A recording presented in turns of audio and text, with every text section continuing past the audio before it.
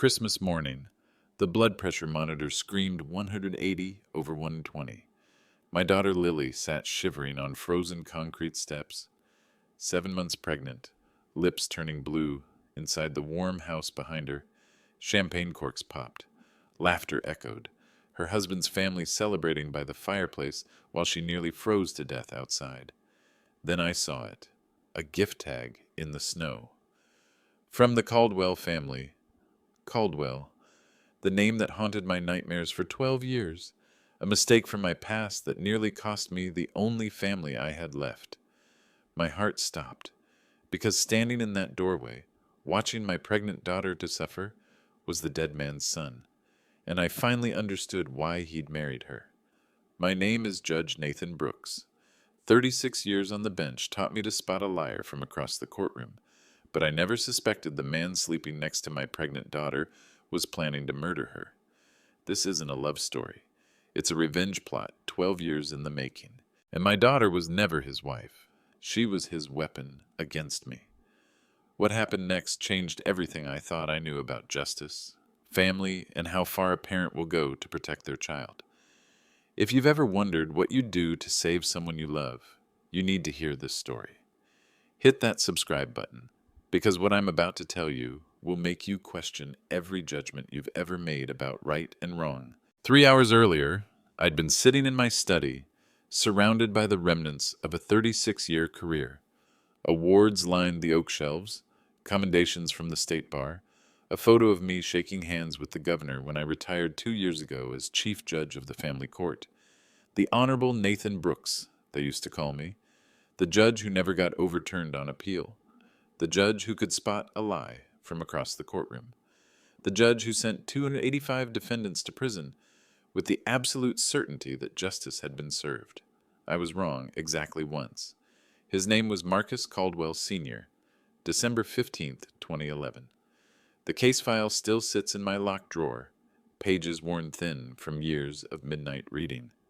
Marcus Caldwell Sr., 45 years old, successful construction company owner, accused of murdering his wife Catherine and their 12-year-old daughter Emma in their Westfield home. The evidence seemed ironclad. Blood on his clothes, his fingerprints on the murder weapon, life insurance policies worth $2.8 million, a witness who claimed to hear him arguing with Catherine about money the night she died. The prosecution painted a picture of a man drowning in debt, desperate enough to kill his own family for insurance money. Marcus's defense attorney was court-appointed, overwhelmed, underprepared. The trial lasted 6 days. I sentenced Marcus Caldwell Sr. to life without parole. He died in Millfield Correctional 3 years later. Officially, it was a heart attack. Unofficially, word was that grief had simply stopped his heart. He'd maintained his innocence until the end, writing me letters from prison. Letters I never answered. Judge Brooks, his final letter read, "Someday you'll understand what you've done. And when that day comes, I pray you'll have the courage to make it right." I burned that letter the day it arrived. My daughter Lily was born 2 years after the Caldwell trial. My wife Eleanor and I raised her to believe in justice, in doing what's right, in protecting those who can't protect themselves. She grew up hearing my stories from the bench, learning to see the world in terms of right and wrong, guilty and innocent. Lily was always drawn to the broken things. Injured birds, stray cats, lost children at the playground. Eleanor used to joke that our daughter had inherited my sense of justice, but with a gentler heart. At 26, Lily was working as a social worker when she met Jonathan Caldwell. It should have been a red flag. The name Caldwell should have sent warning bells screaming through my head. But Jonathan was charming, successful, from a good family. He ran a construction business, inherited from my late father, he told us over dinner. He was patient with Lily's rescue animals, respectful to Eleanor and me, everything a father hopes for in a son-in-law. They dated for 8 months. A whirlwind romance, Lily called it. Jonathan proposed on the anniversary of their first date, presenting her with a 2-carat diamond ring and plans for a winter wedding. I walked her down the aisle 13 months ago. Eleanor cried. Jonathan's mother, Patricia Caldwell, welcomed Lily into their family with open arms. Jonathan's construction company, Caldwell and Associates, was thriving. They bought a house in the suburbs. They talked about children. Lily got pregnant 4 months ago. That's when the accidents started. First, it was a fall down the stairs at their home. Just clumsy, Lily laughed it off, though she spent 2 days in the hospital for observation. Then food poisoning from a restaurant only she ate at, while Jonathan was conveniently out of town. A car accident where her brakes mysteriously failed, sending her sliding into a snowbank. Each time, Jonathan was the perfect, concerned husband. Each time, he was either absent or had an airtight alibi. Each time, Lily's doctor bills climbed higher, $3,200 for the emergency room visit, $100 for the car repairs, $400 for the pregnancy complications that followed each accident. Eleanor started asking questions first. 4 accidents in 6 months, she said to me last week. Doesn't that seem unusual to you? I'd spent decades reading people, parsing truth from deception. But when it came to my own daughter's marriage, I'd been blind. Love makes fools of us all, even judges who should know better. This morning, Christmas Day, we'd been invited to the Caldwell family celebration.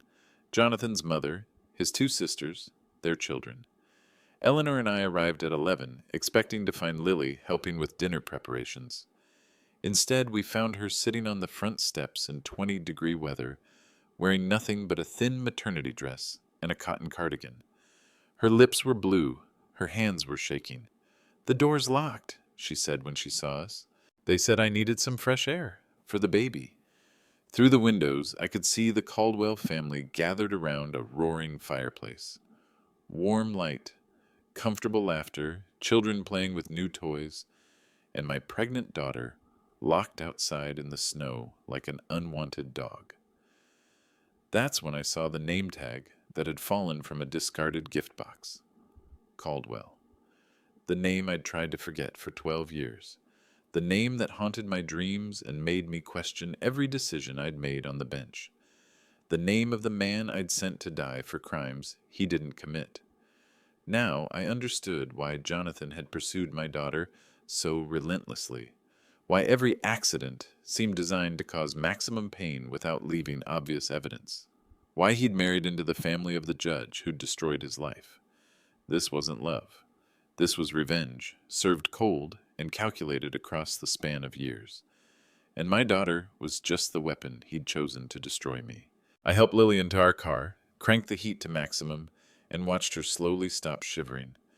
Eleanor wrapped her in a wool blanket from our emergency kit, checking her pulse, her temperature, her blood pressure with the pocket monitors she'd carried since her nursing days. "Why were they keeping you outside?" Eleanor asked gently. Lily's eyes filled with tears. "Jonathan said I was being dramatic about morning sickness. His mother said pregnant women in her day didn't complain so much. They said the fresh air would be good for the baby." 20 degrees, 7 months pregnant, fresh air. I'd seen domestic abuse cases for 3 decades. I knew the pattern: isolation, control, gradual escalation. But knowing the pattern and recognizing it in your own family are 2 different things entirely. "Lily," I said carefully, "has Jonathan ever hurt you?" "No!" The response was immediate, defensive. "Dad, no, he's never laid a hand on me. He's just protective. He worries about the baby." Protective, the same word every abuser's victim uses before they finally admit the truth. I drove us home in silence, my mind racing through every interaction I'd had with Jonathan Caldwell over the past 2 years. The way he'd always had an answer for everything. The way he'd positioned himself as Lily's protector while simultaneously isolating her from her friends.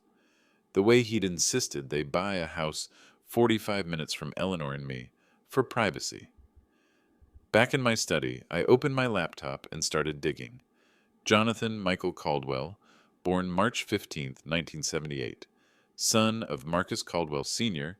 and Catherine Caldwell, brother to Emma Caldwell, the same Marcus Caldwell Sr. I'd sentenced to life in prison, the same Catherine and Emma Caldwell who'd been murdered in their Westfield home. But according to the death certificates I found online, Catherine and Emma Caldwell had died in 2011. Jonathan wasn't their brother, He was their son, Marcus Caldwell Sr., hadn't killed his wife and daughter. He'd lost them, and I'd sent an innocent, grieving father to die in prison for murders he didn't commit. My hand shook as I scrolled through more records. Jonathan had legally changed his middle name from Marcus to Michael 3 years ago, right around the time his father died in prison. He'd been 28 when I sentenced his father, old enough to understand exactly what had happened, old enough to plan revenge, old enough to spend years crafting the perfect way to make me suffer. I called Detective Lisa Hayes, my former court officer who'd moved to the sheriff's department 5 years ago. Lisa had always been thorough, incorruptible, and willing to dig where others wouldn't look. "Nathan," she said when she heard my voice, "it's Christmas. This better be important. I need you to run a background check, unofficially. Jonathan Michael Caldwell, born March 15th, 1978. A pause. Caldwell? As in Marcus Caldwell Sr.? His son. Another pause, longer this time. Nathan, what's going on? He married my daughter. The silence stretched for nearly 30 seconds. When Lisa spoke again, her voice had shifted into cop mode. I'll call you back in an hour. She called back in 43 minutes. Nathan, we need to talk. Not over the phone. Can you meet me at Rossetti's Diner on Highway 34? Now? Now. I told Eleanor I was going for a drive to clear my head. She was helping Lily take a warm bath, monitoring her for signs of hypothermia or pregnancy complications. The last thing I saw before leaving was my daughter's pale face through the bathroom doorway, her hand resting on her swollen belly. 7 months. If my suspicions were correct, Jonathan had been planning this for years, which meant Lily wasn't just a victim of domestic abuse. She was a target in a revenge plot 12 years in the making. Rossetti's Diner was nearly empty on Christmas Day. Lisa sat in a back booth, a manila folder spread across the table in front of her. Her expression was grim. How much do you know about what really happened to Marcus Caldwell Sr.? She asked as I slid into the seat across from her. I know what the case file says. I know what the jury believed. I know I sentenced him to life. He was murdered in prison, Nathan. Not a heart attack. Beaten to death in his cell by 3 inmates who were paid $150,000 to make it look natural. The words hit me like a physical blow. Paid by whom? We never found out. The money was transferred through offshore accounts, shell companies, professional work. But Nathan, she leaned forward. Marcus Caldwell Sr. was innocent. We've known for 3 years. What? New DNA evidence exonerated him in 2020. The real killer was Catherine's brother, Robert Chen. He'd been stealing from the family business, killed Catherine and Emma when they found out. Robert died in a car accident 6 months after the trial, but before he died, he confessed to a priest. I stared at the folder, unable to process what I was hearing. Why wasn't I told? Because by then, Marcus was already dead. Jonathan Caldwell had inherited everything. The construction business, life insurance, property. He hired lawyers to keep the exoneration quiet, claiming it would damage his business reputation. But if his father was innocent, then your daughter isn't married to the son of a murder victim, Nathan. She's married to the son of a murdered innocent man, a man you helped kill. The diner suddenly felt airless. Through the window, snow was falling harder, covering the parking lot in pristine white. Clean, pure, nothing like the corruption that had been festering in my family for 2 years. There's more, Lisa said quietly. Jonathan Caldwell has been under federal surveillance for the past 8 months. Money laundering, tax evasion, wire fraud. The FBI thinks he's been using his construction company to clean money for organized crime. She slid a photograph across the table. Jonathan shaking hands with Vincent Vinnie Torino, a known associate of the Benedetto crime family. They've been building a case, but they needed more evidence. Now they've got it. What do you mean? Nathan, your daughter isn't just Jonathan's wife. She's his insurance policy. As long as he's married to the daughter of the judge who wrongfully convicted his father, he's untouchable. Who would believe that Judge Nathan Brooks would let his own son-in-law commit crimes? I thought about Lily sitting on those steps, blue with cold, locked out of her own Christmas celebration. It's not just about destroying me, I said slowly. It's about destroying her, too. Lisa nodded. And Nathan? It gets worse. We have reason to believe he's planning to kill her after the baby is born. Make it look like an accident, collect the life insurance, and disappear. The folder contained everything. Financial records showing Jonathan's company had been losing money for years. Insurance policies on Lily's life worth $890,000. Medical records showing she'd had 4 accidental injuries in the past 6 months, each one potentially threatening her pregnancy, and a recorded phone conversation from 2 weeks ago intercepted by federal wiretaps. Jonathan's voice, cold and calculating. It needs to look natural. After the baby comes, maybe postpartum depression, a tragic accident, then I'm free to start over somewhere else. The other voice belonged to Vincent Torino. What about the judge? By the time he realizes what happened, it'll be too late. He'll spend the rest of his life knowing he killed my father and couldn't save his own daughter. I closed the folder. Outside, the snow kept falling, but I felt nothing but heat. The same cold rage I'd felt 36 years ago, when I'd first put on judicial robes and sworn to protect the innocent. I'd failed Marcus Caldwell Sr., I would not fail my daughter. Lisa, I said quietly, what would you say if I told you I wanted to help the FBI build their case? She smiled for the first time since I'd sat down. I'd say it's about time Judge Nathan Brooks remembered who he really is.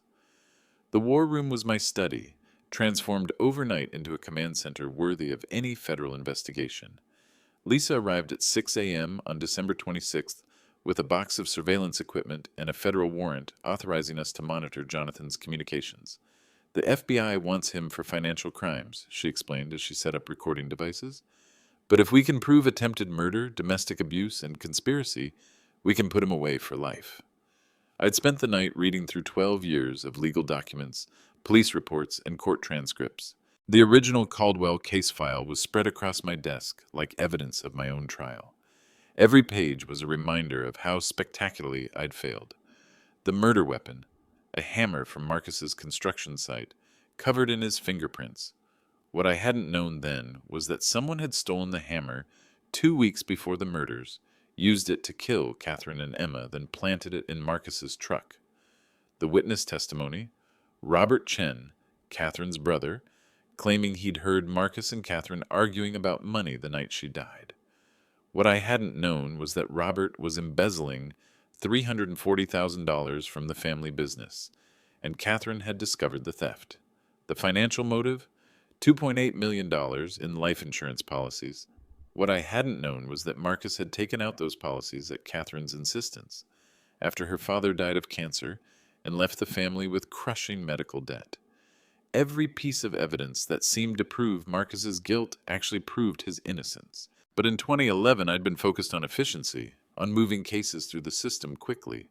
I'd trusted the police investigation, trusted the prosecution, trusted a system that had failed an innocent man. Now, that same system was going to save my daughter. Lisa's phone buzzed. That's Agent Sarah Martinez from the FBI Financial Crimes Unit. She's been working the Caldwell money laundering case for 8 months. Agent Martinez looked younger than Lily, but her handshake was firm and her briefing was thorough.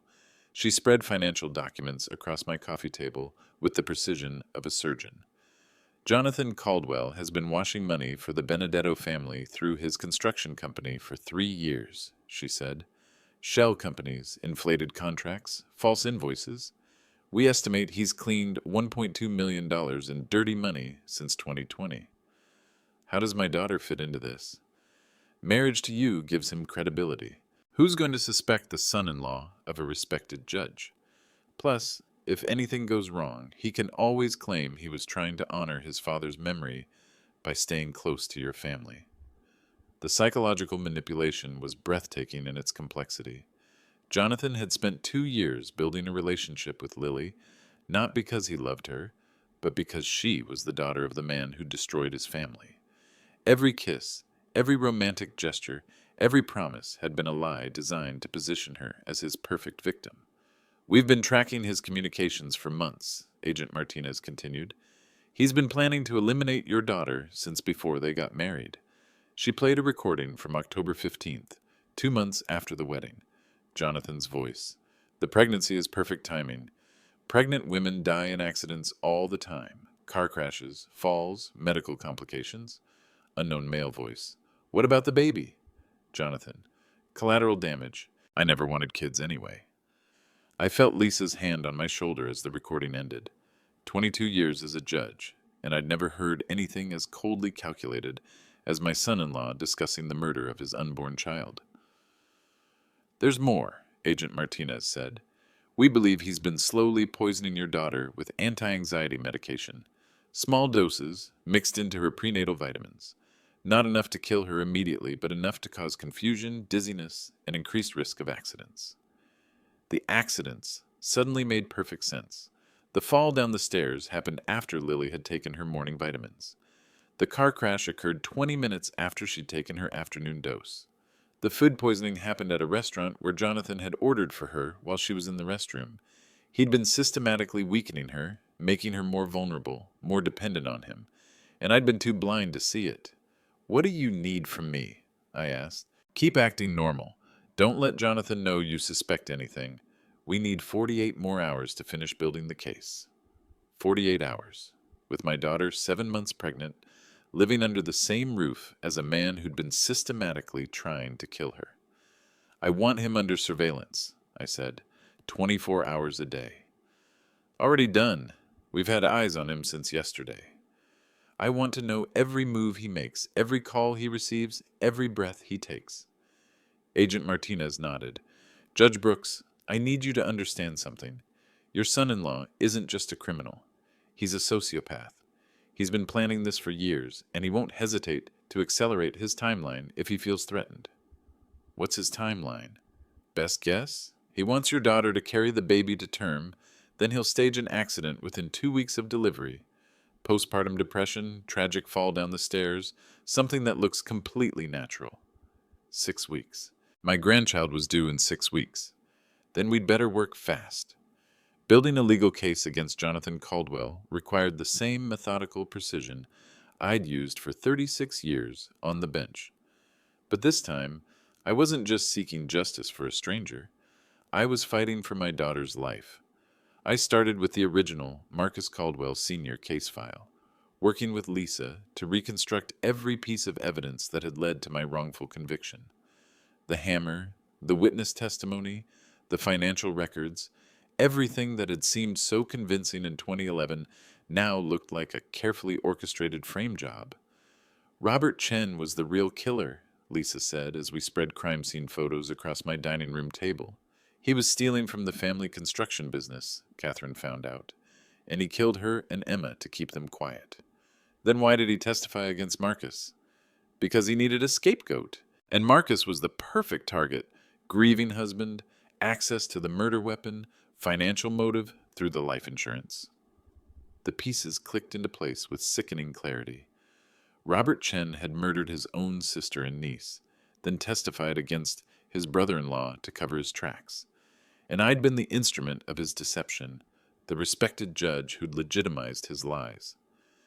We need 3 things to destroy Jonathan, I told Agent Martinez during our second meeting: evidence of the money laundering, proof of his attempts to harm Lily, and documentation that he knew his father was innocent. The financial evidence is solid, she said. Bank records, wire transfers, shell company documentation. We can prove he's been washing money for 3 years. What about the attempts on Lily's life? Harder to prove. The poisoning is subtle. Anti-anxiety medication that would be difficult to detect unless you knew what to look for. The accidents could all be explained as coincidence. Not if we catch him in the act. I spent the next 3 days designing what Lisa called the most elaborate legal mousetrap in history. If Jonathan wanted to hurt my daughter, he'd have to do it under federal surveillance, with multiple witnesses, leaving irrefutable evidence of his intent. The key was Lily herself. She'd started asking questions about Jonathan's absences, his secretive phone calls, his insistence on controlling every aspect of their finances. She wasn't stupid. She was starting to see the pattern. Dad, she said during one of her daily visits to our house, does Jonathan seem different to you lately? Different how? More controlling, more secretive. He's been talking about moving us to Florida after the baby comes. Somewhere safer, he says. But why would we need to leave Connecticut? Because he knows the FBI is closing in, I thought. Because he needs to be somewhere without federal surveillance when he stages your accident. Instead, I said, "What do you want to do?" "I want to stay here, near you and Mom. I want my baby to grow up knowing her grandparents." Her. Lily was having a girl. The ultrasound photo was tucked into her purse, a grainy black and white image that showed tiny fingers and a perfectly formed profile. My granddaughter, Jonathan's target. "Lily," I said carefully, "if you ever feel unsafe, for any reason, you call me immediately, day or night. Promise me." "Dad, you're scaring me. What's going on?" "Just promise me." "I promise." That night, I called in every favor I'd accumulated in 36 years on the bench. District attorneys, federal prosecutors, FBI agents, police detectives, the network of law enforcement professionals who'd worked with me over the decades. "I need a task force," I told Agent Martinez. "Financial crimes, domestic violence, organized crime, full federal backing. For a money laundering case? For a conspiracy that goes back 12 years. Jonathan Caldwell isn't just washing money. He's been planning the perfect revenge against the judge who wrongfully convicted his father." The task force assembled within 24 hours. 6 FBI agents, 3 financial crime specialists, 2 domestic violence experts, and Detective Lisa Hayes as local law enforcement liaison. Our headquarters was the federal building in Hartford, but our real command center remained my home study.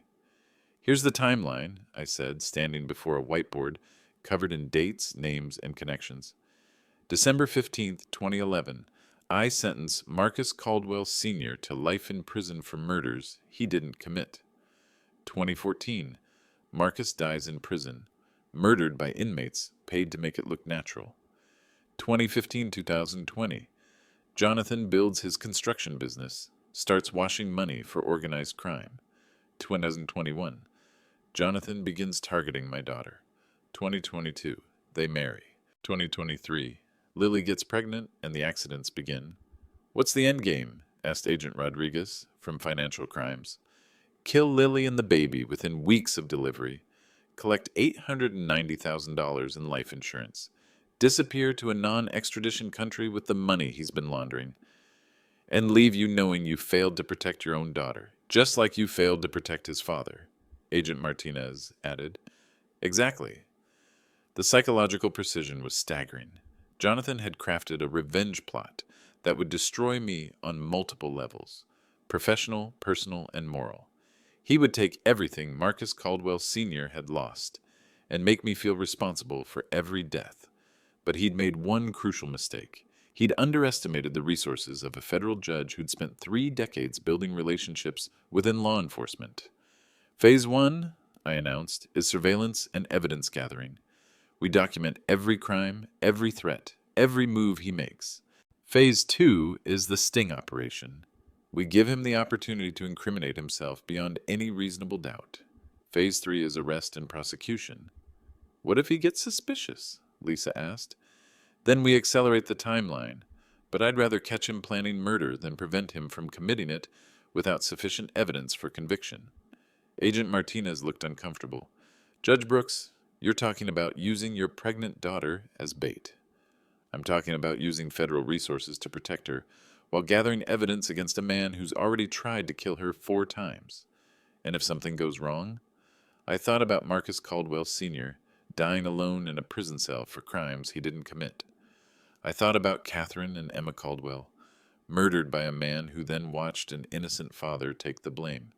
I thought about 12 years of nightmares, knowing I'd sent the wrong man to die. "Agent Martinez," I said quietly, 12 years ago, I failed an innocent family because I trusted the wrong people and rushed to judgment. This time, I'm going to make sure justice is served correctly. Even if it means putting your daughter at risk? My daughter is already at risk. Now we're going to make sure her attacker pays for every moment of terror he's caused." I walked to my desk and pulled out Marcus Caldwell Sr.'s final letter, the one I'd tried to burn years ago but somehow couldn't destroy. Judge Brooks, it read, someday you'll understand what you've done, and when that day comes, I pray you'll have the courage to make it right. That day had come. Now it was time to make everything right. The wire was so small I could barely feel it against my chest. Agent Martinez had insisted on backup. 3 FBI agents positioned around Jonathan's house. Lisa monitoring from a van across the street. Emergency services on standby. But this conversation needed to happen between just the two of us. The judge who'd destroyed his family and the son who'd spent 12 years planning his revenge. January 15th. Lily was at her doctor's appointment, 36 weeks pregnant, getting her final ultrasounds before delivery. Jonathan thought I was visiting to discuss nursery preparations. Instead, I was there to end a conspiracy that had been destroying my family for 2 years. Jonathan answered the door with his usual smile, the same charming expression that had fooled us all for so long. Judge Brooks, come in, come in. Lily's not here, but we can talk about the baby prep. The house was warm, comfortable, filled with the normal detritus of young marriage. Wedding photos on the mantel, Lily's books on the coffee table, baby clothes folded neatly in a basket by the stairs. It looked like love. It felt like home. It was all a lie. Actually, Jonathan, I said as he led me into the living room, I wanted to talk to you about your father. His smile didn't waver, but something shifted behind his eyes. A flicker of recognition, of calculation. My father? He died when I was young. Construction accident. No, Jonathan. Your father was Marcus Caldwell Sr. He died in Millfield Correctional in 2014. I was the judge who sentenced him to life in prison for murdering your mother and sister. The mask finally slipped. Jonathan's charming smile disappeared, replaced by something cold and predatory. He walked to the window, looked out at the street, then turned back to face me. How long have you known? Christmas Day, when I saw you lock my pregnant daughter outside in 20-degree weather. Ah! He sat down across from me, completely relaxed. I wondered when you'd figure it out. 12 years is a long time to carry that kind of guilt, isn't it? Your father was innocent. I know, I've always known. Robert Chen killed my mother and sister, then testified against my father to cover his own tracks. And you, the great Judge Nathan Brooks, sent an innocent man to die without bothering to investigate the truth. Jonathan, what happened to your family was a tragedy, but what you're doing to my daughter is justice. His voice remained calm, conversational. You took my father from me. Now I'm taking your daughter from you. She loves you. She's useful to me. There's a difference. I thought about Lily, 8 months pregnant, still believing she was married to a man who loved her, still planning a nursery for a baby her husband intended to kill. The accidents, I said. The poisoning. You've been trying to kill her. Jonathan laughed. Kill her? Judge Brooks, you give me too much credit. If I'd wanted Lily dead, she'd be dead. No, what I've been doing is much more artistic than that. He stood and walked to a bookshelf, pulling out a thick folder. Do you know what this is? He asked, opening the folder. Medical records. Every doctor's visit Lily's had since we got married. Every accident, every emergency room visit, every prescription for anxiety medication. He spread the papers across the coffee table. Look at the pattern. Falls, car accidents, food poisoning, dizzy spells. All the classic signs of domestic abuse, carefully documented by medical professionals. You're creating a case against yourself? I'm creating a case against you, Judge Brooks, because when Lily dies, and she will die, probably within 2 weeks of delivering our daughter, the investigation will reveal that she was being systematically abused, and the prime suspect won't be her loving husband. The pieces clicked into place with horrifying clarity.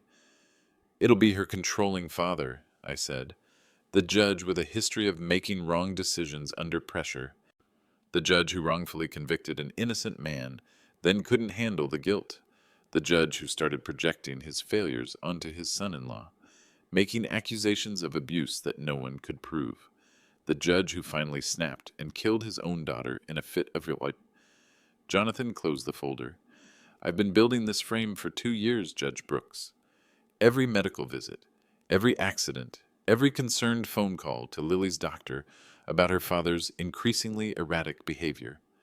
By the time Lily dies, there will be a paper trail showing that you've been unstable, paranoid, and potentially violent. No one will believe that, won't they? You're a retired judge with a history of wrong convictions.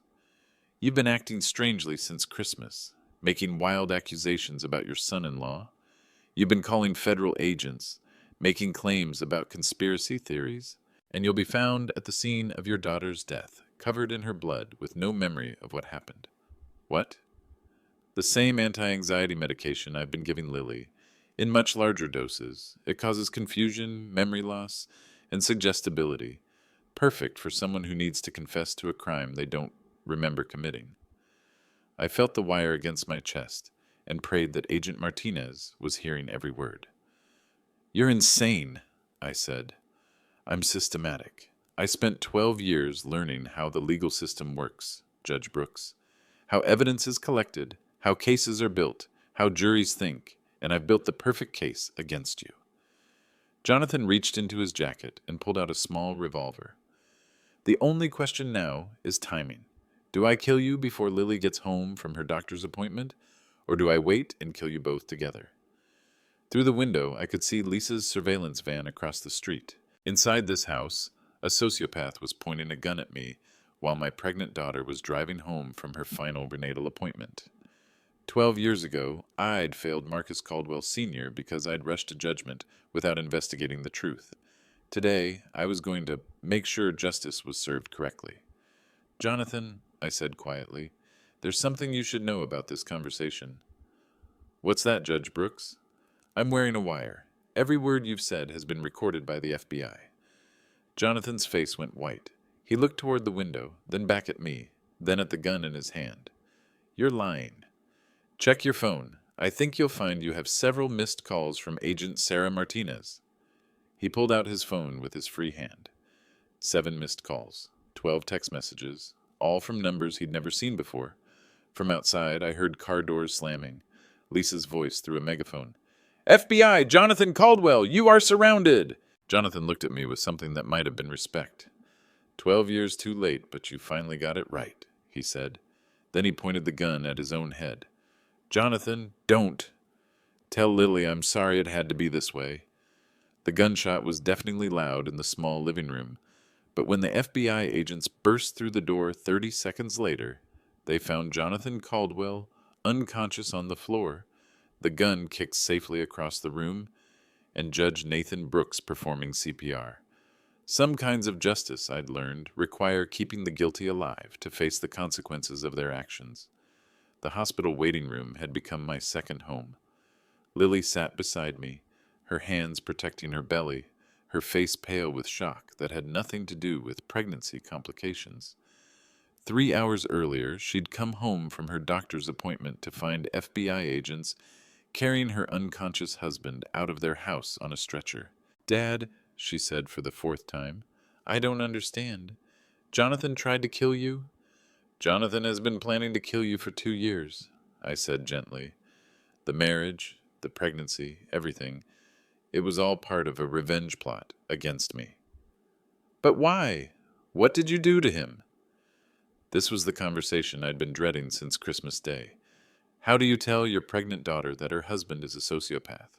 How do you explain that every moment of love she thought she'd experienced was actually calculated manipulation? 12 years ago, I wrongfully convicted his father of murder. Jonathan blamed me for destroying his family. Marrying you was his way of destroying mine. Lily was quiet for a long time, processing information that no 28-year-old woman should have to hear. Finally, she looked at me with tears in her eyes. "The accidents," she said. "The falls, the car crash, the food poisoning. That was him? He was poisoning you. Small doses of anti-anxiety medication mixed into your prenatal vitamins.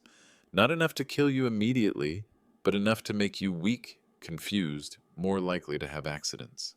And the baby? He was planning to kill you both within weeks of delivery, make it look like postpartum depression." The words hung in the air between us. Lily's hands moved protectively over her belly, and I saw her feel her daughter kick in response to her elevated heart rate. "How long have you known?" she asked. "Since Christmas Day." "And you didn't tell me?" This was the question I'd been asking myself for 3 weeks. Should I have told her immediately? Should I have removed her from the situation without gathering evidence? Should I have prioritized her immediate safety over building a legal case? "I wanted to make sure we had enough evidence to put him away forever," I said. "If I'd told you too soon, he might have accelerated his timeline.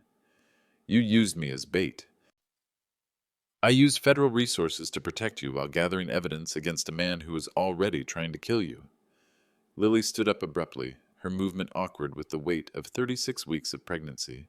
"I need some air." Eleanor caught my eye from across the waiting room and followed Lily outside. Through the hospital windows, I could see them walking slowly around the parking lot, Eleanor's arm around our daughter's shoulders. I'd saved Lily's life. I'd prevented Jonathan from murdering my daughter and granddaughter. I'd finally brought justice to the Caldwell family after 12 years of carrying the guilt of wrongful conviction. But I'd also destroyed my daughter's faith in love, in marriage, in the possibility of building a safe family. I'd shown her that the man she'd trusted with her heart and her body had been planning to murder her from the day they met.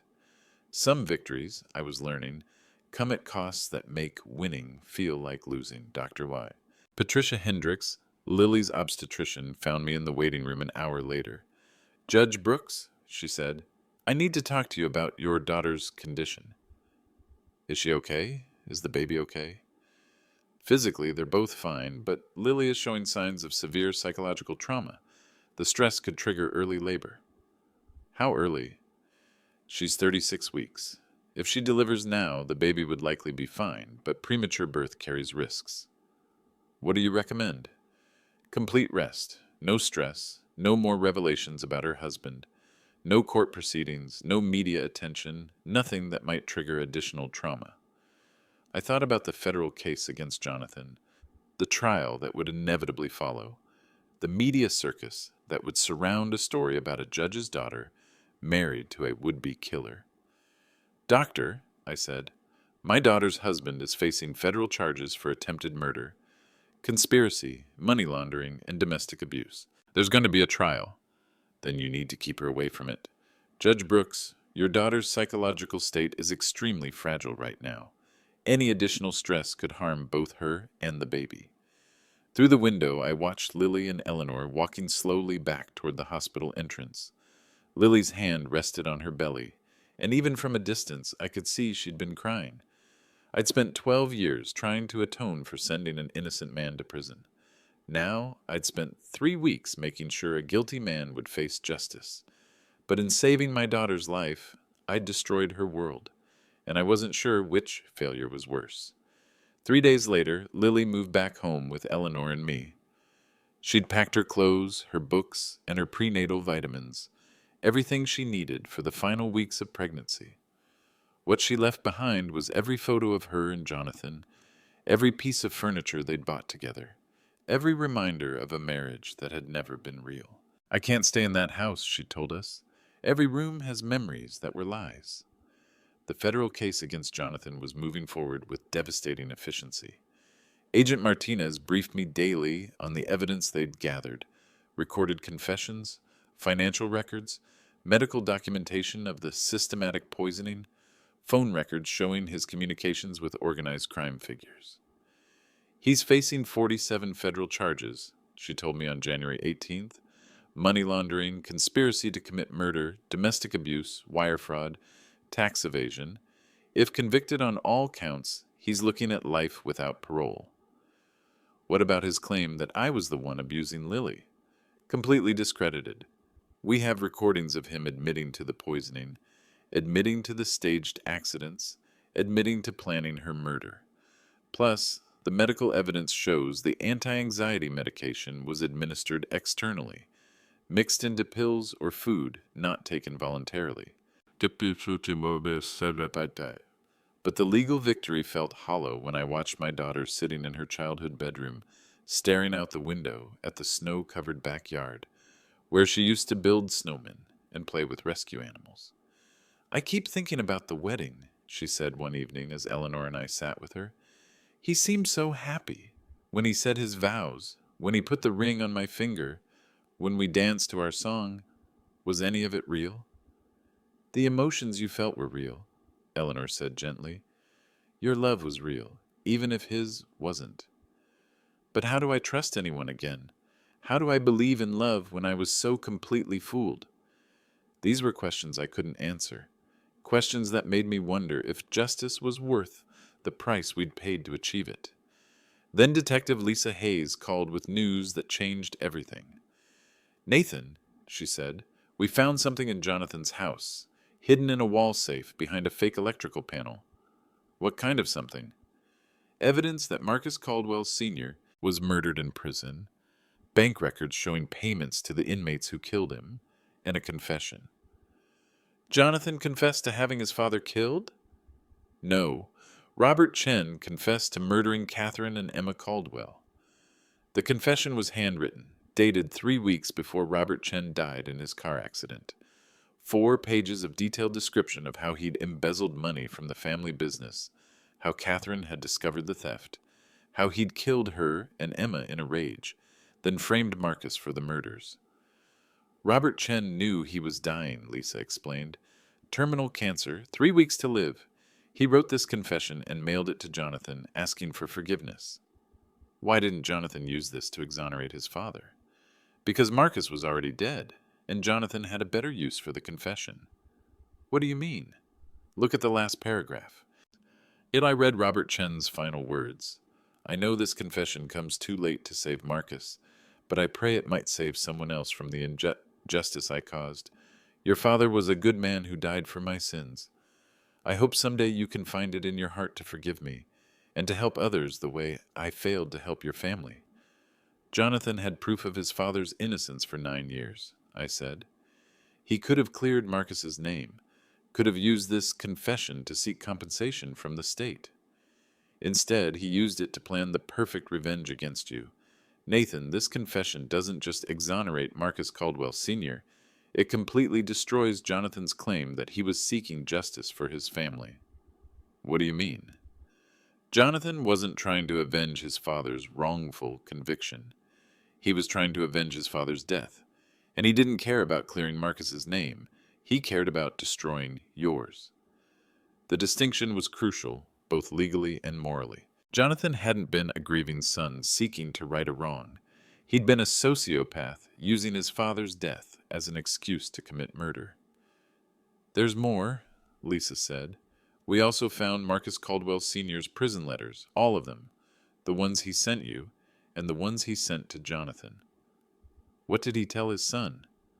To forgive you, to move on, to build a good life instead of wasting time on revenge. Marcus Caldwell Sr. spent 3 years in prison trying to talk his son out of exactly what Jonathan ended up doing. I sat down heavily in my desk chair. Marcus Caldwell Sr., even from prison, even knowing he'd been wrongfully convicted, had tried to prevent his son from becoming a monster, and I'd never answered his letters. Lisa, I said, I need to see those letters, all of them. Nathan, I need to read what he said. That night I read 12 years of correspondence between an innocent man and his son, letters full of love, forgiveness, and desperate pleas for Jonathan to choose a different path. Son, Marcus had written in his final letter, Judge Brooks made a mistake, but he's not evil. Don't let my wrongful conviction turn you into someone I wouldn't recognize. Live your life for love, not revenge. Jonathan had received this letter 1 week before his father died in prison. 1 week before he started planning to marry my daughter. For the first time since Christmas Day, I felt something that might have been hope. Not because justice was being served, but because Marcus Caldwell Sr.'s final wish might still be possible. His son had chosen revenge. But maybe my daughter could still choose love. The federal courthouse in Hartford was packed with media, law enforcement, and legal observers who'd come to watch the trial of Jonathan Caldwell. Outside, protesters held signs reading, Justice for Marcus Caldwell Sr. and Protect Domestic Violence Victims. Inside, I sat in the witness section, waiting to be called to testify in a case that would determine whether my daughter's husband spent the rest of his life in prison. Lily was at home, under doctor's orders, to avoid any stress that might trigger early labor. She was 38 weeks pregnant now, 2 weeks away from her due date, and the psychological trauma was taking its toll. Eleanor stayed with her around the clock, monitoring her blood pressure and watching for signs of distress. Judge Brooks, Assistant U.S. Attorney Patricia Williams had told me during trial preparation, "Your testimony is crucial to this case. You're the only witness who can connect Jonathan's crimes to the original wrongful conviction of his father. I'll testify to whatever you need." Actually, that's what I want to talk to you about. We have 2 options for your testimony. She'd spread 2 thick folders across the conference table in her office. Option 1. You testify only about Jonathan's confession to you, his threats against your daughter, and his admission of planning to murder her. We keep the focus on his crimes, not on the original Caldwell case. What's option 2? You testify about everything: the original trial, the evidence that led to your wrongful conviction of Marcus Caldwell Sr., the prosecutorial mistakes, the system failures. You acknowledge your role in sending an innocent man to prison. What's the difference in terms of prosecuting Jonathan? Option 1 gives us a stronger case. Jonathan's confession is recorded, undeniable. The jury focuses on his crimes without getting distracted by questions about whether his anger was justified. And option 2? Option 2 introduces reasonable doubt. If Jonathan was genuinely seeking justice for his father's wrongful death, some jurors might view his actions as understandable, even if illegal. I'd understood immediately what she was telling me. Option 1 was about winning the case. Option 2 was about telling the truth. There's something else, she'd continued. If you choose option 2, you'll be admitting to judicial misconduct that could result in formal censure, loss of your pension, and criminal charges. What kind of criminal charges? Deprivation of civil rights under color of law. If a federal prosecutor decides that your wrongful conviction of Marcus Caldwell Sr. was willful or negligent enough to constitute a crime, you could face up to 10 years in federal prison. Now, sitting in the courtroom, I watched Jonathan enter in shackles. He looked smaller than I remembered, older, worn down by 3 weeks in federal custody. When he saw me in the witness section, he smiled, not with malice, but with what looked like genuine respect. "All rise," the bailiff announced. "The Honorable Judge Patricia Chen presiding." I'd known Judge Chen for 15 years. She was thorough, fair, incorruptible. If there was any judge I'd want overseeing a case this complex, it would be her. "Mr. Caldwell," Judge Chen said after the preliminary proceedings, "you're charged with 47 federal counts, including conspiracy to commit murder, money laundering, and domestic abuse. How do you plead?" "Not guilty by reason of justified response to judicial misconduct, Your Honor." It was the defense I'd been expecting. Jonathan wasn't claiming innocence, he was claiming justification.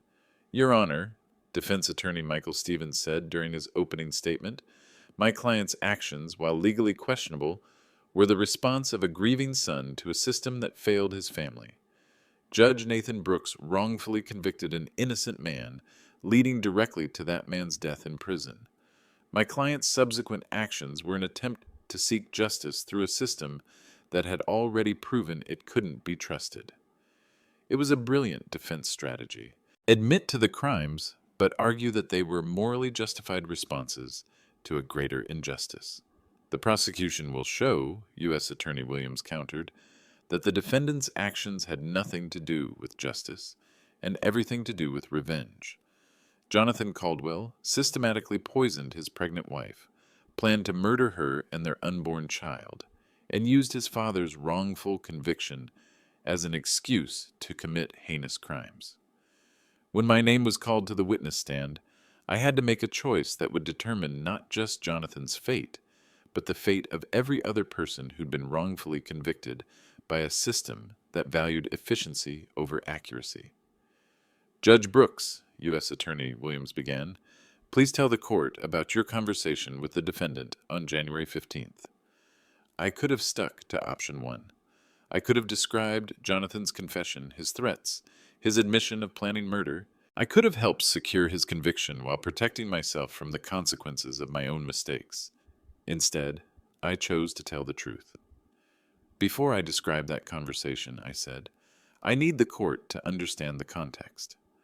12 years ago, I wrongfully convicted Jonathan Caldwell's father of murder. Marcus Caldwell Sr. was innocent, and I sent him to prison where he was murdered 3 years later.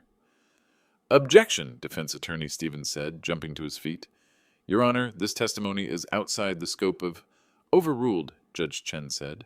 I'll allow it. Your Honor, I continued, Marcus Caldwell Sr. was a good man who lost his wife and daughter to a real killer, then lost his life because of my failure to properly investigate the evidence. His son's anger toward me is completely justified. But Judge Brooks, U.S. Attorney Williams said, trying to redirect my testimony, justified anger doesn't excuse attempted murder, does it? No, it doesn't. And that's exactly what I told Jonathan Caldwell on January 15th. For the next 4 hours, I testified about everything. The original trial, the rushed investigation, the circumstantial evidence I'd accepted too readily, the appeals I'd denied too quickly, the sleepless nights, the unanswered letters, the growing certainty that I'd made a terrible mistake. Judge Brooks, defense attorney Stevens said during cross-examination, given your wrongful conviction of my client's father, don't you think Jonathan Caldwell had the right to seek justice by any means necessary? No, I said.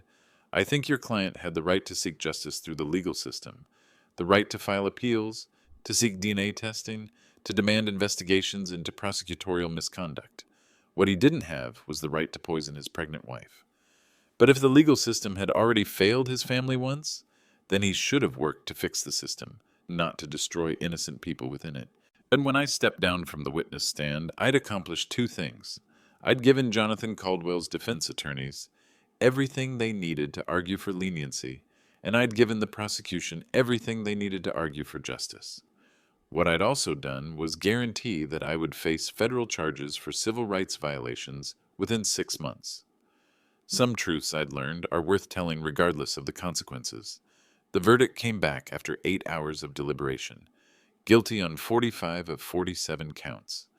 Jonathan Caldwell was sentenced to 25 years in federal prison without the possibility of parole. I felt no satisfaction watching him led away in shackles. Justice had been served, but justice couldn't undo the damage he'd caused, or the innocence he'd destroyed. My daughter was safe, but she was also traumatized, betrayed, and 8 days overdue with a baby whose father was a convicted felon. Judge Brooks, Judge Chen said after the sentencing, I'm recommending that the Department of Justice review your handling of the Marcus Caldwell Sr. case. This court acknowledges your cooperation in the current proceedings, but wrongful conviction is a serious matter that requires investigation. I'd been expecting this moment for 3 weeks. Federal charges, loss of pension, possible imprisonment, the price of admitting that I'd sent an innocent man to die. I understand, Your Honor. I welcome the investigation. Outside the courthouse, media crews surrounded me with cameras and microphones. Questions about judicial misconduct, about system failures, about whether other convictions I'd handed down might be wrong.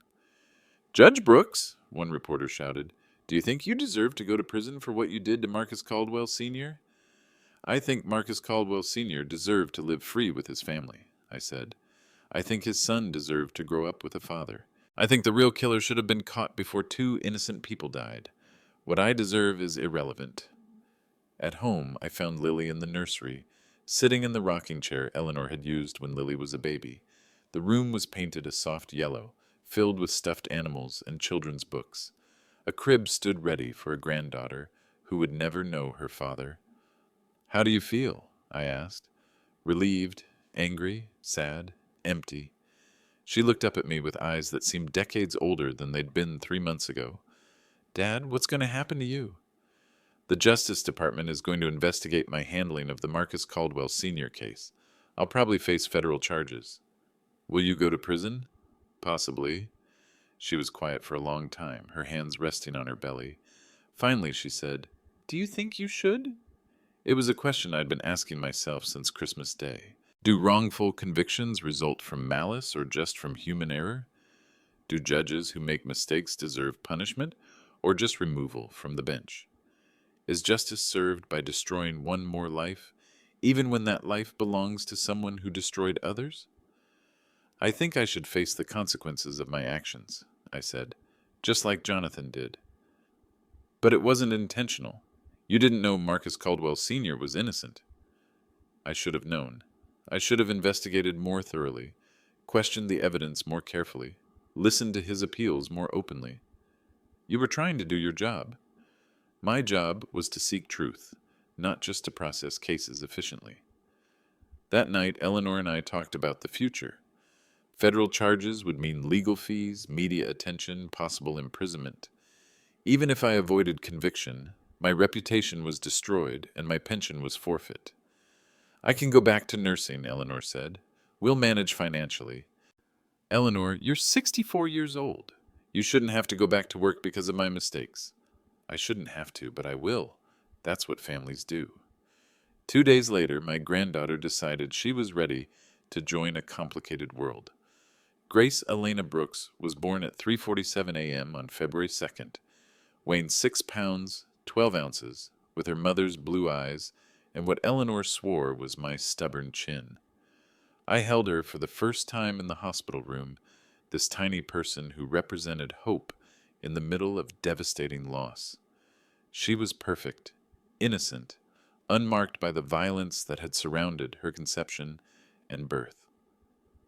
She'll never know him, Lily said, watching me hold her daughter. She'll grow up knowing her father was a criminal who tried to kill her before she was born. She'll also grow up knowing she has a mother who survived, grandparents who love her, and a family that chose truth over convenience. Is that enough? It's a start. 3 weeks later, the Justice Department announced they would not be filing charges against me. The investigation had concluded that while my handling of the Marcus Caldwell Sr. case showed serious errors in judgment, there was no evidence of willful misconduct or criminal intent. I felt no relief at the announcement. Marcus Caldwell Sr. was still dead. Jonathan Caldwell was still in prison. My daughter was still traumatized, but I also felt something that might have been peace. I'd told the truth about my failures. I'd accepted responsibility for my mistakes. I'd chosen justice over self-protection. Dad, Lily said that evening as we sat in the living room, Grace sleeping in her arms, I have something to tell you. What's that? I forgive you. Not for what you did to Marcus Caldwell Sr., but that's not mine to forgive. But I forgive you for keeping the truth from me, for using me as bait, for making decisions about my life without consulting me. Why? Because you were trying to protect me, because you were trying to fix a mistake, because you chose to tell the truth even when it would have been easier to lie. She paused, looking down at Grace's sleeping face. But I have 3 conditions. What are they? First, no more secrets. If something affects my life or my daughter's life, you tell me immediately, even if you think it will hurt me. Agreed. Second, you establish a fund for people who've been wrongfully convicted. Use whatever money you have left, your pension, whatever. Make sure other innocent people get better legal representation than Marcus Caldwell Sr. did. Agreed. Third, you write a letter to the Caldwell family, Marcus's sisters, his parents if they're still alive, anyone who loved him. Apologize to them, not just publicly, but personally. Lily, those are my conditions, Dad. Transparency, action, and accountability. If you can accept those, then we can start healing. I looked at my daughter, holding my granddaughter, offering forgiveness, with strings attached. Smart conditions, fair conditions, conditions that would require me to spend the rest of my life making amends for the worst mistake of my career. I accept, I said. Then welcome to our new family, Dad. It's smaller than it was, more complicated than it should be, but it's built on truth. For the first time in 12 years, that felt like enough. 2 years later, I stood in the main corridor of the Hartford County Courthouse, watching workers install a bronze plaque next to the entrance to Courtroom 3A. The Marcus Caldwell Sr. Memorial Courtroom, it read. dedicated to the pursuit of truth over expediency, justice over convenience, and the sacred duty to protect the innocent.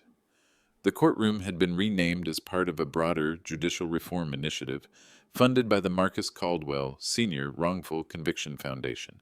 In 24 months, the foundation had provided legal representation for 17 people seeking to overturn questionable convictions, funded DNA testing for 43 cold cases, and established new standards for evidence review in capital cases. 3 of the people we'd helped had been exonerated. 3 innocent people who would have died in prison without the Foundation's intervention. It wasn't enough to bring Marcus back, but it was a start. Grace toddled down the courthouse hallway, her small hand in mine, chattering in the mixture of real words and invented language that 2-year-olds use to make sense of the world. She had no idea why we were here or what the bronze plaque meant. To her, this was just another adventure with Grandpa. "Dad," Lily said, catching up to us with a manila folder in her hand, "the ceremony's about to start." Lily had taken a job with the State Public Defender's Office 6 months ago, specializing in appeals in wrongful conviction cases. She was good at it, methodical, compassionate, relentless in her pursuit of truth. The trauma of her marriage to Jonathan had left scars, but it had also given her a deep understanding of how systems could fail people and how important it was to fight for justice. Eleanor had gone back to nursing, working part-time at a free clinic for domestic violence survivors. "I'm too old for 12-hour shifts," she said, "but I'm not too old to help people heal." We'd all found ways to transform our pain into purpose. The dedication ceremony was small, attended by the Caldwell family, members of the legal community, and a handful of people whose convictions had been overturned through the Foundation's work. Marcus Caldwell Sr.'s sister, Patricia, spoke about the importance of admitting mistakes and working to prevent them from happening again. "My brother died in prison for crimes he didn't commit," she said. "But his death wasn't meaningless if it helped save other innocent people from the same fate." I'd written her a letter 18 months ago, apologizing for my failure to properly investigate her brother's case. Her response had been gracious, forgiving, and challenging. "Judge Brooks, guilt is useful only if it motivates better action. Stop carrying my brother's death as a burden and start carrying it as a responsibility." After the ceremony, as Grace napped in her stroller and Lily reviewed case files for an appeal she was filing next week, I walked through the courthouse where I'd spent 36 years of my career.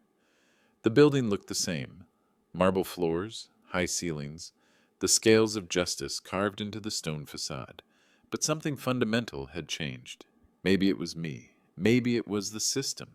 Maybe it was just the understanding that justice isn't about being right all the time.